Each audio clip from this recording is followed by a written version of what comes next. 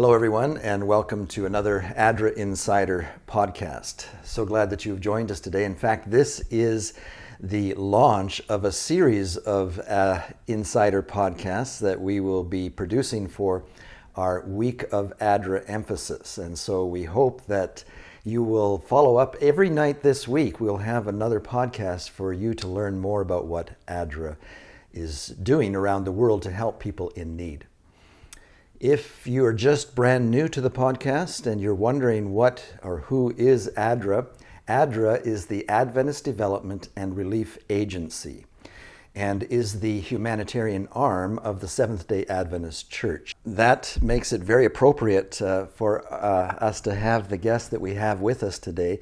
Pastor Mark Johnson is the president of the Seventh-Day Adventist Church in Canada. So happy that you've been able to join us today, Pastor. It's a real pleasure. For those of you who may not know, he is also the chair of our ADRA board, and so it's very appropriate that you're with us today to launch this series of podcasts today for the Week of ADRA Emphasis. Glad to do it. Great. How long have you been serving now as the chair of the ADRA board? Must be about 11 years. 11 years. So you have seen a lot of changes. I have. Over those 11 years. People come and go. People come and go. And the agency has really grown. I know I joined in 2014, I think it was, and I think there was only about 13 people in the office. But now we're up over 30 people. And it's amazing. Yeah. Just being blessed with a lot of partnerships with the Government of Canada, Canadian Food Grains Bank, and we've just had to expand our staff in order to meet all of those programs. Prior to your role as the president, I just want for our viewers to get to know you a little bit. Sure. Prior to your role as the president of the Seventh-Day Adventist Church and our board chair, what other service have you done? That's a good question. I was immediately before I came here the president of the Adventist Church in Alberta. Oh, okay. And prior to that, I worked in British Columbia as the executive secretary of the church there, which got me around an awful lot of mountains, and there are no straight roads in BC. And I've spent time in the United States and as a pastor here in Canada as well. Did a little stint over in the Philippines for a year or so and enjoyed that thoroughly. So I've had a little long-term service overseas than just going over to check up on ADRA projects. Right. So that's nice. That gave you that world experience. It did. Yeah. Context of what tropical fruit could be like for your diet. Yes. Right. And some of the struggles that people face in that context. It's very true. Yeah. It's a completely different standard of life and so on in many contexts over in countries overseas. We really have it good in Canada. We don't realize sometimes how good we have it. Yeah. Now, one of the things that we're wanting to do with this series this week is to each night highlight or feature one of the sectors in which ADRA Canada is working in different parts of the world as we serve people who are living in need. And today I wanted to take a look at the concept of how ADRA is helping people achieve safe, pure, healthy drinking water. And so what I want to do right now is take a look at a video that we prepared from one of our projects in Sudan. And then we can just talk about that a little bit. And then I would like to have you share a little bit about your vision for ADRA's work in partnering with the Seventh-Day Adventist churches across Canada. But let's take a look at that video first.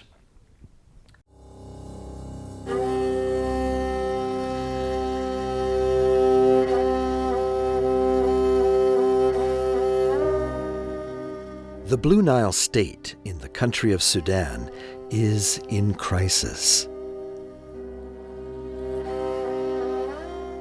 Due to increased civil unrest throughout the whole region, the Blue Nile has seen a significant influx of refugees and internally displaced people.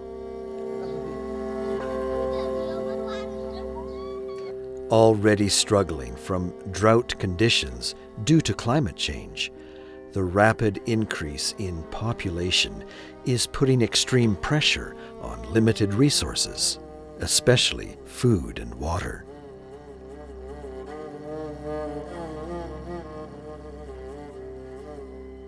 Shortages of fuel, food, and water cause prices to soar.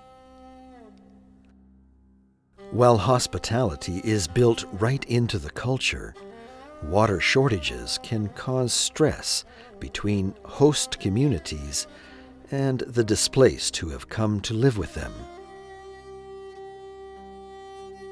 The security and safety of women and children who need to walk outside their village to collect water is a real issue of worry and concern.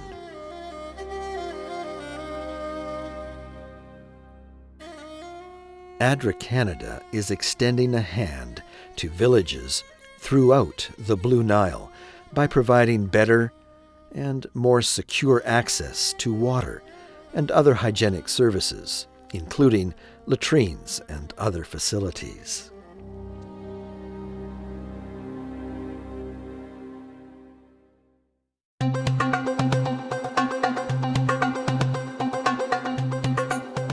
I have always lived here in this part of Sudan. I am 60 years old. I have 3 wives and 15 children.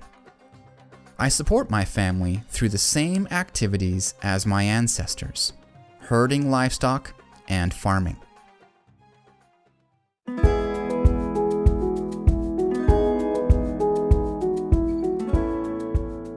ADRA has been a big help in our community.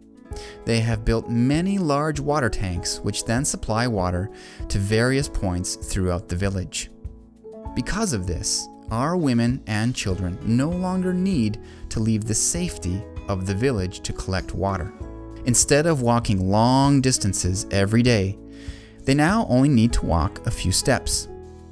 The water is safe and clean, much better than the outside sources.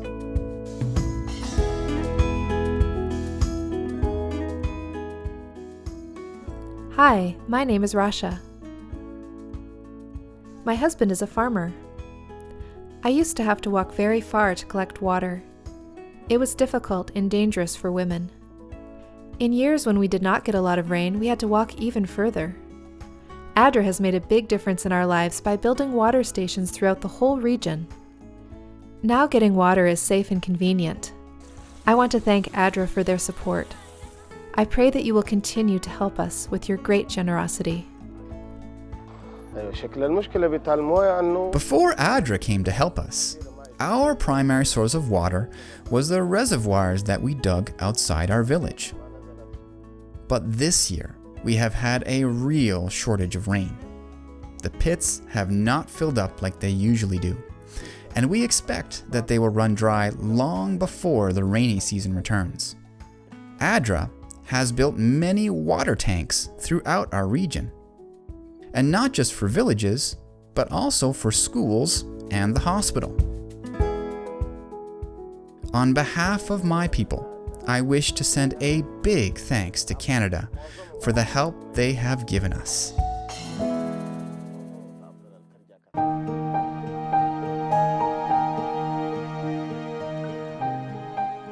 Water is a primary, basic human need.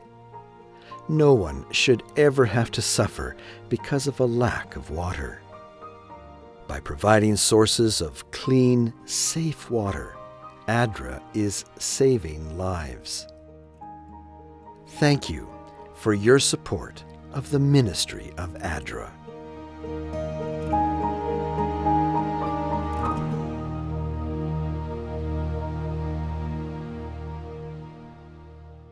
All right, so we're back, and today my guest is Pastor Mark Johnson, the president of the Seventh-Day Adventist Church in Canada and also the ADRA Board Chair. And what did you think of the video that we just watched, Pastor? I thought it was very interesting because I have seen similar projects as I've been overseas with ADRA, looking at things that have been done. And I think it's vital because without pure water, you've got a problem.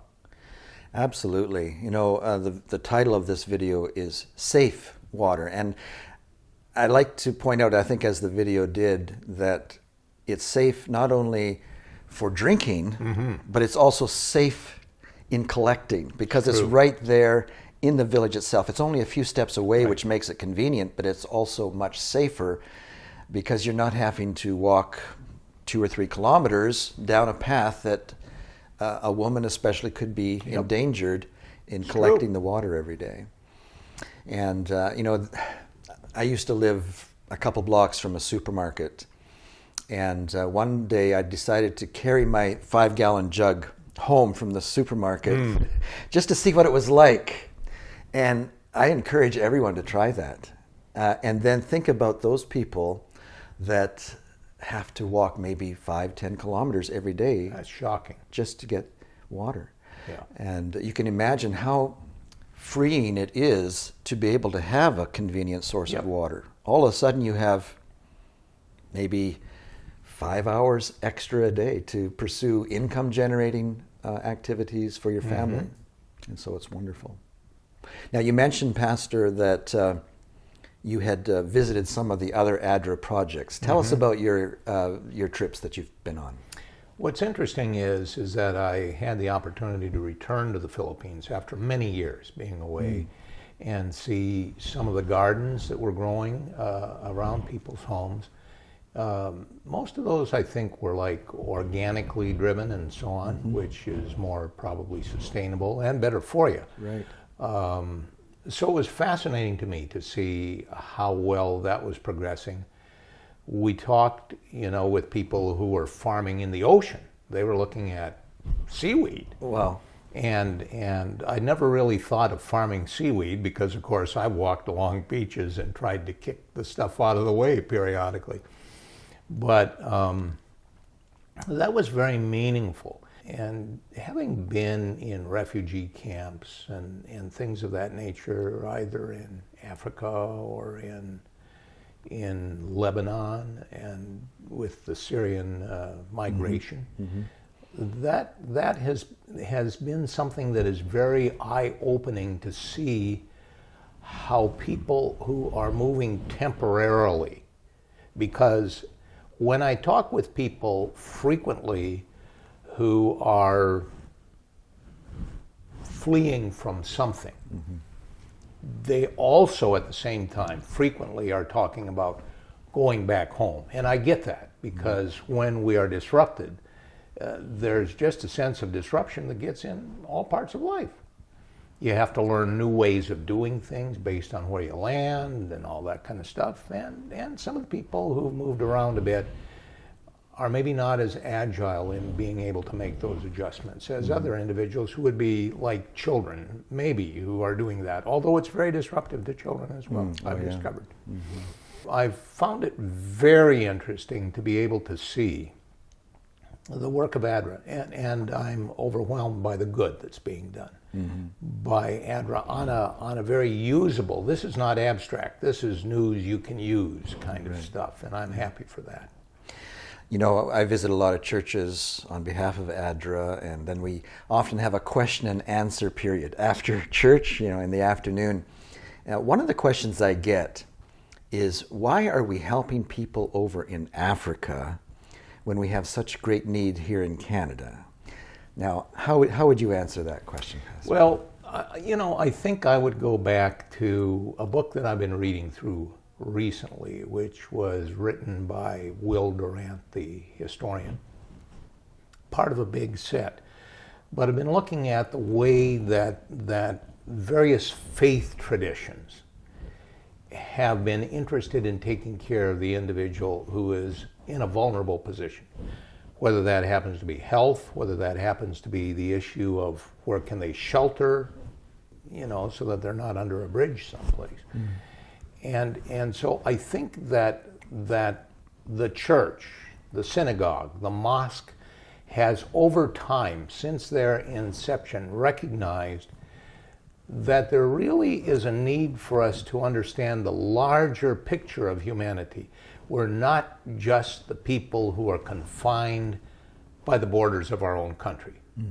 Because what happens in another place in the world is actually going to have an impact on me, because poverty or doing without, whatever the circumstances is, economic instability, that kind of thing, is something that's going to have an impact that goes far beyond the limits of that community, that village.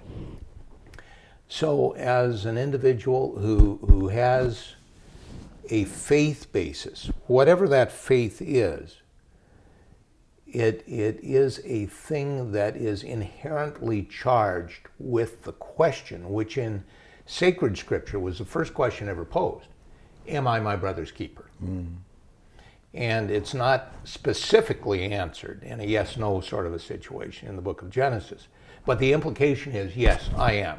Yes, you are. So I think there is a faith basis, which perhaps is more significant in one sense than what happens outside the basis of faith. But I think sometimes people within society who have no profession of faith whatsoever give faith a run for the money in the way that they care for individuals wherever they happen to be resting. Yes. You know. One of the things that I've been impressed with over the years as I've visited the projects is the immense gratitude of the people for the help that they've received. I've had many people tell me, if I could walk to Canada to say thank you to the people of Canada, I would do it, but I can't walk to Canada, so please take my thanks with you on this video and share it with the people in Canada. When I hear these, it just really touches my heart, and I'm so proud of being associated and working for an organization like ADRA.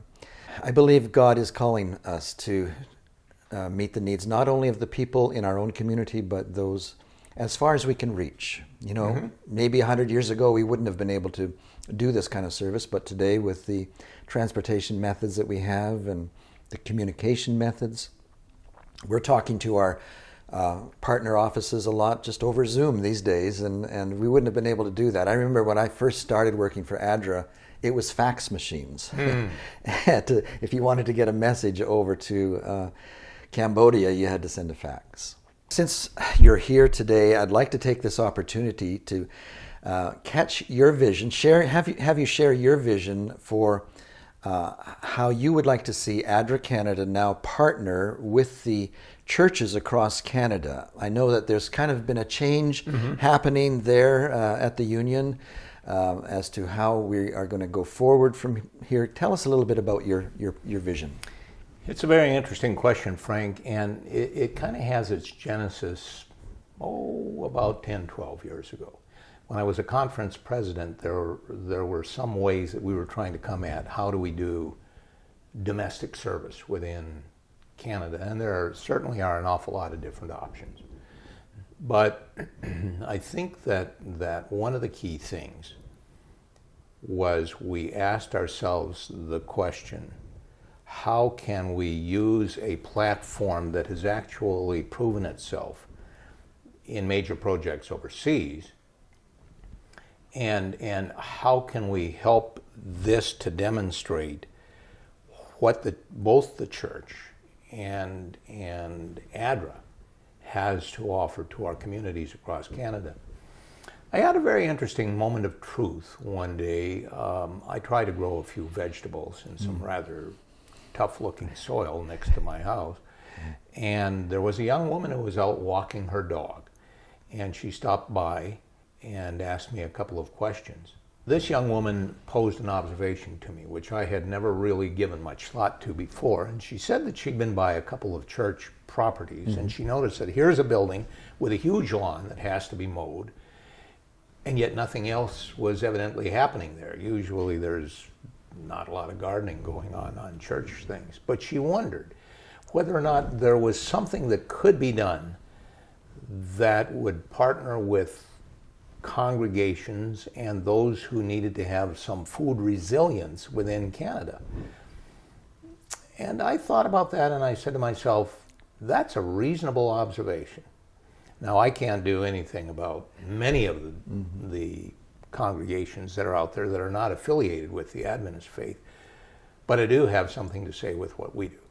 And so we began talking about the concept of what would happen if, through the partnership of ADRA Canada and the church in Canada, if we began serving, if you will, the needs of individuals with regard to healthful living, food resilience, things like, how do you cook the food that you have? How do you compost so that you can boost the soil? There's a whole series of things that can be done that really have an awful lot to do with basic skills on growing things. And from the inspiration that an individual might get from driving by a church and seeing food gardening plots and so on, people might be thinking, well, I've got a little space of soil next to my place. I wonder what would happen if I would grow some stuff here. It doesn't have to be terribly complicated, but it helps to know what you're doing. So there was a vision that came up someplace along the line where we began thinking about, not only do we have various communities that have other needs, but what if together we got to be known as people who are interested in how you eat, in making sure that you get stuff that's actually good for you, and would normally be found around the walls, the outside walls of a grocery store, because that's where they tell me the good food is, not the stuff so much that's in the middle. Right. So that was the beginning of a conversation, and I'm so excited that it's taken off all the way from Newfoundland to British Columbia. And churches are growing community gardens in their backyards. Yeah. Sometimes their front yards. I don't care where they grow it, as long as they're growing it. Yeah. And the fascinating thing is that right now, with some of the health concerns which are going on in the world, social distancing, all of these kinds of things, working on something like that out in the free air is something which does not carry as much concern to people as it would be if you were in a building someplace. My wife and I have a plot in a community garden, and nobody wears masks out in the garden. That's a great idea. Yeah. So that was kind of the inception. And along with other issues that have to do with things like water, particularly in some rural communities. I don't think it's as big of a thing, let's say, in downtown Toronto, maybe. But just taking care of the things that other people overlook, because we're always thinking about stuff that happens in other parts of the world at the same time that there are needs here in Canada. You're right. Mm-hmm. Now, over the years, as I have been in communications for ADRA Canada, I have visited a number of community service centers across Canada that the local churches are doing programs to reach out to the homeless, food banks, food kitchens, and clothing banks, furniture banks in Halifax. Yes. Is ADRA going forward going to be helping and partnering in those areas as well, or is it just... I would think that we're sort of feeling our way in the sense as to how will this develop. Every development that I have seen has exceeded my expectations.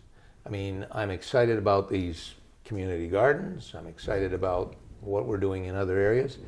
I used to, at one point in my life, besides being a pastor of local congregations, I was a conference-level community services director, along with a couple of other portfolios.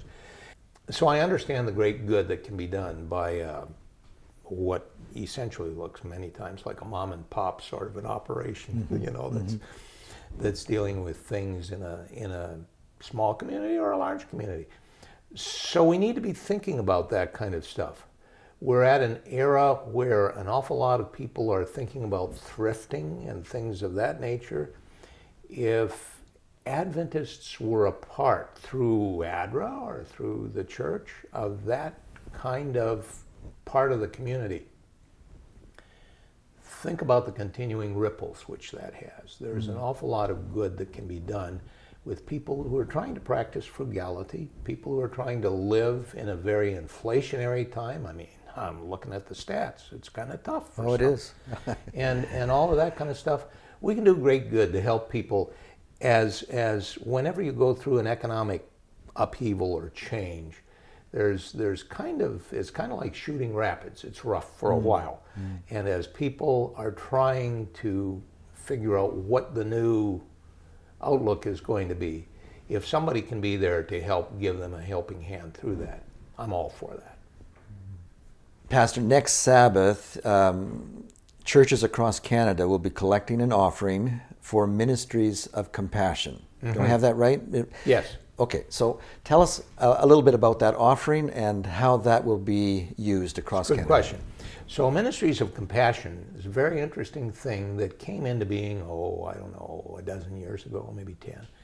And the background to that was thinking about different things that take an individual who is at a slight disadvantage. For instance, stuff like ESL. If you're coming from away and all of a sudden you're in this immersion thing, many people may need to understand the nuances of one of our national languages. And so that becomes significant. What about people who are aging? There are some needs that may be there. We certainly have a need for something that we are doing for people who maybe have a sensory differential. There are blind people. There are people who have hearing difficulty. And the church can be there for those people if we are aware of the need and of the potential help that can be done. And through these means, these interconnected things, we're trying to build a fabric that is tightly woven together so that when you see the church, you think ADRA, and when you see ADRA, you think the church. Yes. Now, if a local church says, we'd like to become involved in some type of ministry, Yes. Are there resources that they can go to? Do they contact the union? Do they contact ADRA? I would think that their primary point of contact might be ADRA. I know that Daniel Saw is there. We're going to be speaking to Daniel later this week. This is excellent. Yeah, so he can probably share more about this. I think he can. And in my office, Paul Llewellyn, who is the executive secretary of the church in Canada, is an individual who understands where we're headed with these kinds of things and can help people to find areas that they would fit into. Different people get inspired over different projects. And that's the way we should be. So the church wants to find ways that we can both help those in the neighborhoods around us at the same time that we are helping individuals to find something that can bring fulfillment in seeing something that they have skill in benefit someone else, and you don't have to travel halfway around the world to see the results. That's right. I know a lot of people, when I visit the churches again, are asking, well, what could we do? We can't go to Peru, or we can't go to Africa. Right. But there's so many needs, right, in your own community. Yeah. Well, I want to thank you for being with us today and launching our series of podcasts. We want to encourage everyone to continue searching for us on our many media outlets. We're on YouTube, Vimeo, Roku channel. Just search for ADRA TV and you'll find us on Roku, as well as Amazon TV, or Amazon Fire, I believe it's called. And so we, a lot of people, again, when I'm at the churches, why isn't ADRA more on TV? Why don't we see ADRA on TV? Well, we are now on a lot of TV outlets, media outlets, and so it's a good opportunity to share with your friends the work that ADRA is doing around the world to help people in need. And so check us out. If you have Roku, if you have Amazon Fire, check us out and watch for our programming the rest of this week. We'll be on every night. Thank you for joining us. We'll see you next time.